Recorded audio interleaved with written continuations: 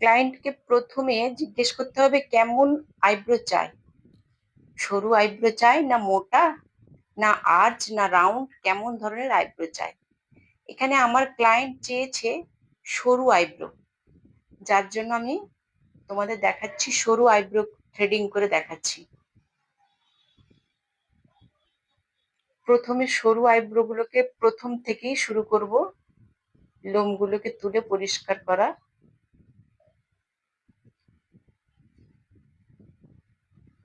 সুবিধা মতো প্রথম আমি শেপটাকে প্রথম বানিয়ে নিয়েছি, প্রথম শেপটাকেই আমি বানিয়ে নিয়েছি। যে শেপ আমার ক্লায়েন্ট চাইছে প্রথম আমি সেই শেপটাকেই বানিয়েছি।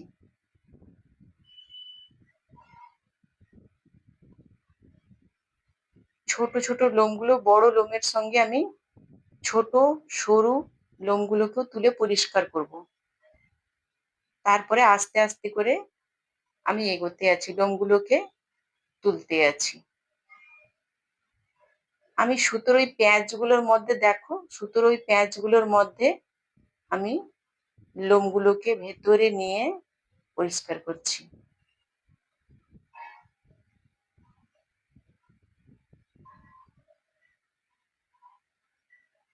যেগুলো এলোমেলো থেকে যাচ্ছে সেগুলোকেও আমাকে পরিষ্কার করে নিতে হবে।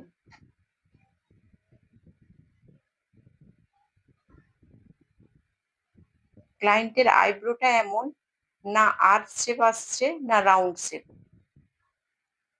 যার জন্য তার আইব্রো শেপ অনুযায়ী আমি থ্রেডিংটা করছি।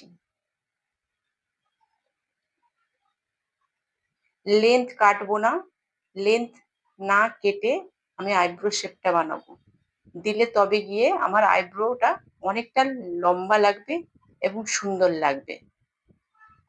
ব্যাস দেখো,